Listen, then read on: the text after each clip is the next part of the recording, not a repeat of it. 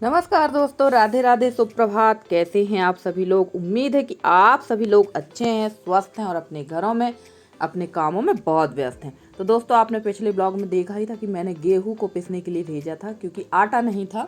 तो गेहूं भी पिसवाया है, प्लस उसके साथ मैंने चने की दाल भी पिसवाई क्योंकि बेसन भी मेरे यहाँ बहुत दिनों पहले, लगभग जब ससुर जी की बरसी हुई थी उस समय मेरे यहाँ बेसन पिसा था इकट्ठा।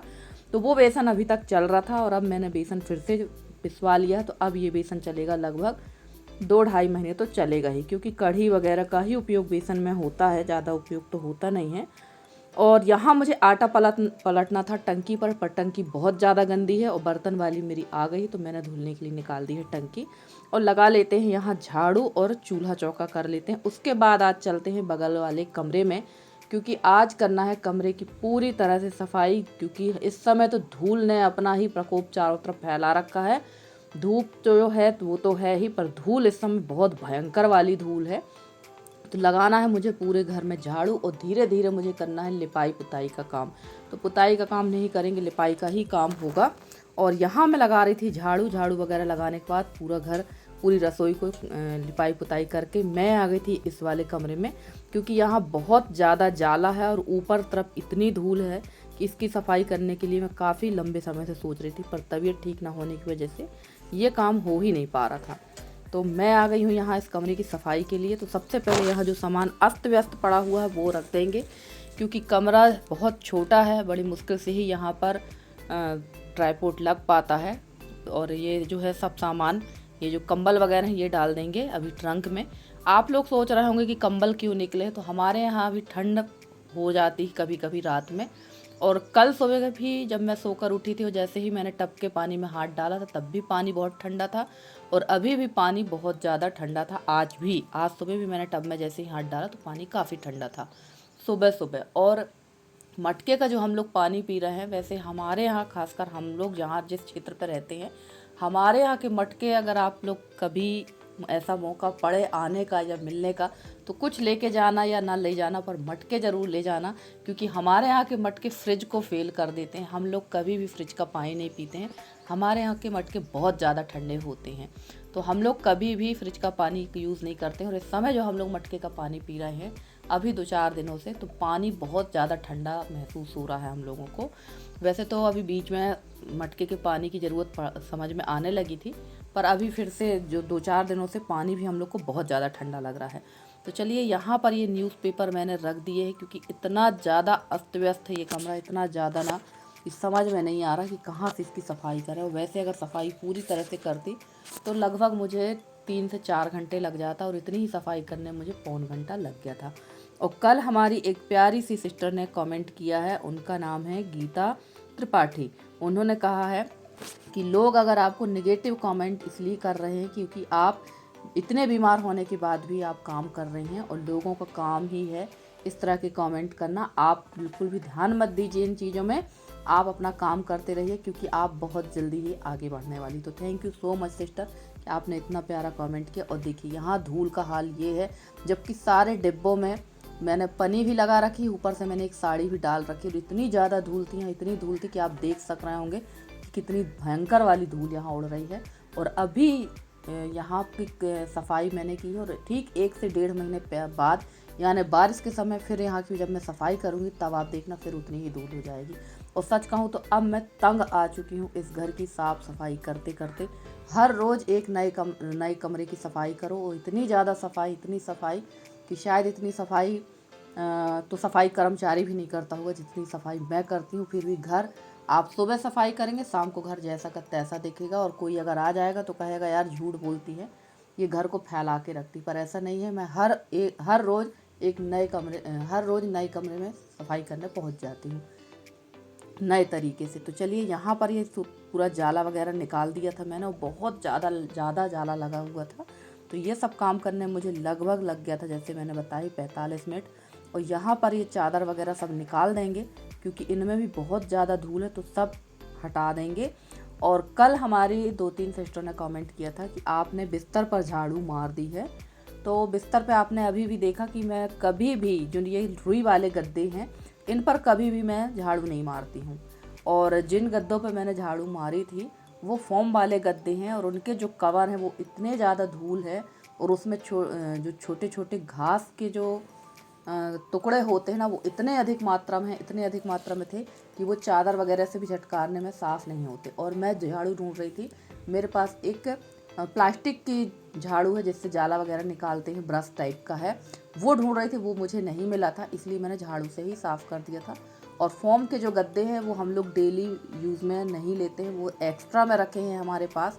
और यहाँ देखिए गुस्सा इतनी आ रही थी मुझे कि इतना सामान रखा है, यसी का बैग, यहाँ पर ये पटा, मुझे समझ में नहीं आ रही पटे की क्या ज़रूरत है। वो पटा मैं फेंकने वाली थी पर मैंने इसलिए नहीं फेंका कि सामने मेरा ट्राइपॉड लगा था और मेरा ही नुकसान होता।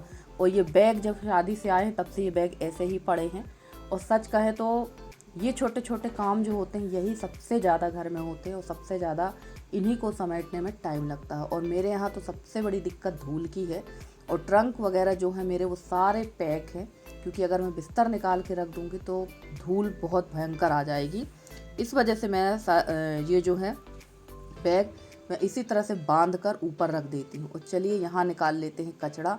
और सबसे ज़्यादा जब मैंने ये बिस्तर साफ़ किया तो आपने देखा ही चादर, इसमें घी की डिब्बी, एक आँख में डालने वाला गुलगुबा कावली, रूमाल, ये यसी का सामान है।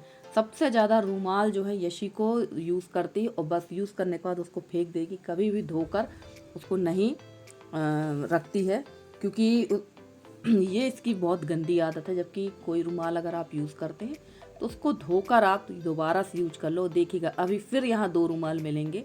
और मैं भाई इसी बात पर से उसके ऊपर गुस्सा भी हो रही थी कि तुम बहुत ज़्यादा फैला कर रख देती हो। तो चलिए यहाँ फाइनली इतना ज़्यादा कचरा निकला है और लगभग यहाँ टाइम हो गया था 11:30 बजे का, लगभग टाइम हो चुका था।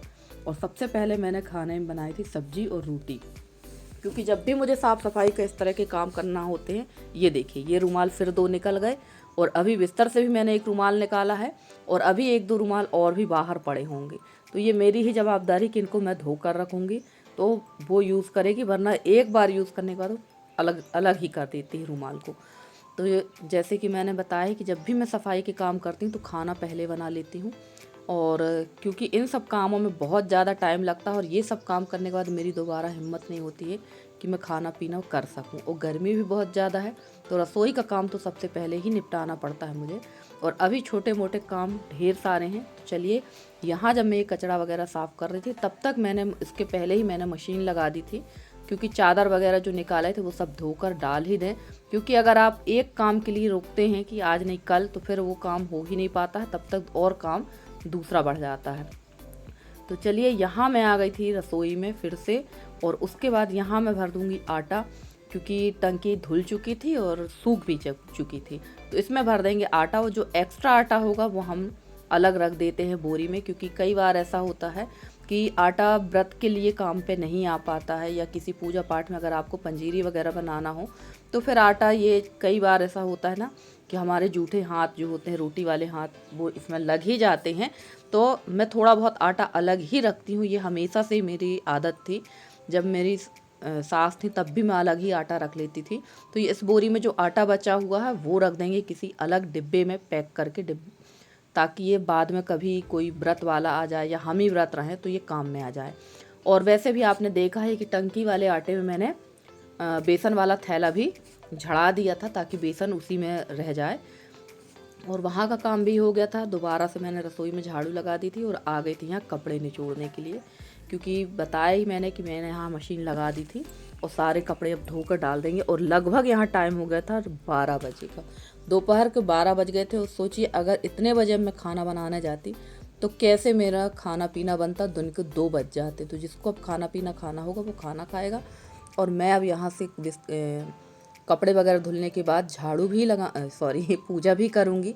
और ये सारे काम निपटाते निपटाते मुझे बज गए थे दोपहर को 1 से 1:30 मुझे बज गया था। और टाइम तो हो ही जाता है, चाहे आप कितनी भी जल्दी करें, कितने भी बड़े दिन हों। कहने की बातें हैं कि भाई दिन बड़े हो रहे हैं, पर हमारे यहाँ गांव देहातों में तो दिन बड़े हों या छोटे हों, काम तो हम लोगों के ख़त्म होने का नाम ही नहीं लेते हैं। और सबसे बड़ी बात मेरे साथ ये हो गई कि मैं काफ़ी दिनों तक बीमार रही, तो काफ़ी काम मेरे पेंडिंग हैं। और अभी लगभग 15 दिन का काम मेरा इसी तरह का लगेगा, उसके बाद ही थोड़ा बहुत आराम होगा। और कल के ब्लॉग में हमारी रेखा बहन बोल रही थी कि सिस्टर आपने उड़द दाल की जो मंगोड़ी बनाई है तो वो बहुत बढ़िया बनी है। तो नहीं सिस्टर, हमारे यहाँ वो मैंने जो मंगोड़ी बनाई थी वो उड़द दाल की नहीं थी, वो मूंग दाल की थी।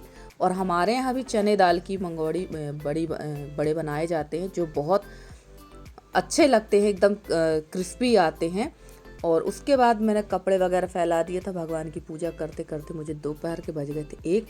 और इसके बाद मैं मिल रही हूँ सीधे शाम के समय पे, क्योंकि यशी को खाना था कुछ, क्योंकि यशी को 2 दिन से है फीवर और यशी को लगी हुई थी भूख, कुछ चटपटा खाना था और खाना कुछ भी नहीं बचा था।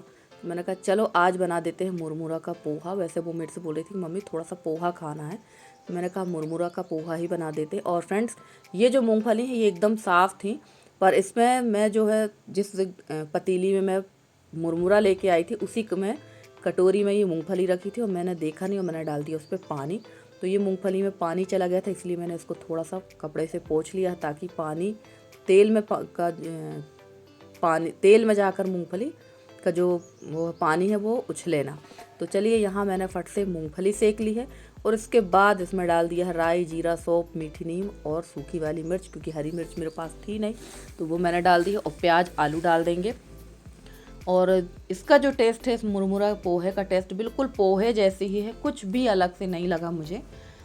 मैंने तो बनाया बड़े शौक से था पर कुछ भी अलग नहीं था, क्योंकि मुरमुरा भी चावल से बनता है, पोहा भी चावल से बनता है और जीरा फ्राई राइस जो होता है जो भी है वो तो चावल है ही। तो इसमें कोई फ़र्क समझ में नहीं आया मुझे विशेष।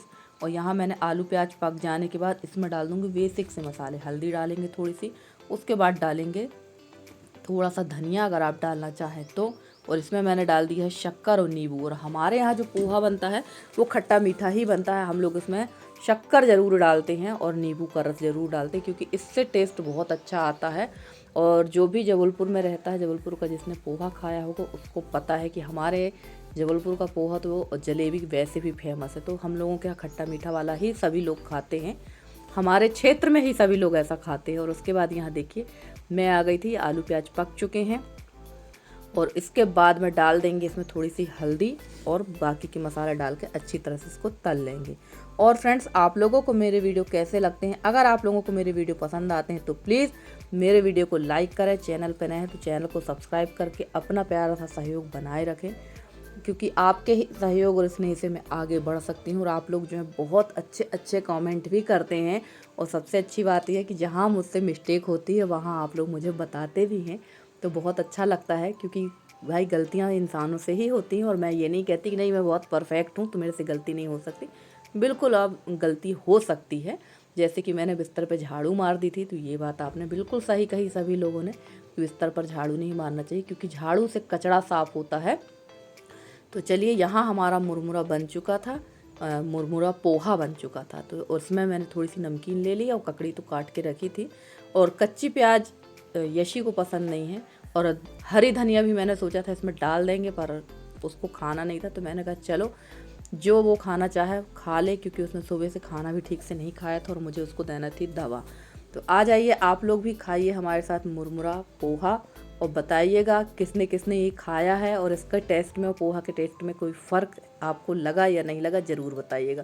तो चलिए फट से कर देते हैं प्लेटिंग और इसके ऊपर से डाल देंगे थोड़ी सी ककड़ी और डाल देंगे नमकीन जो मेरे पास रखा हुआ था। तो चलिए फ्रेंड्स, आज का आपका हमारा साथ इतना ही है। अगर आज का ब्लॉग अच्छा लगा हो तो लाइक करके, चैनल में नए हो तो चैनल को सब्सक्राइब कर लीजिएगा। मिलती हूँ मैं आपसे अगले वीडियो में, तब तक के लिए bye bye and take care.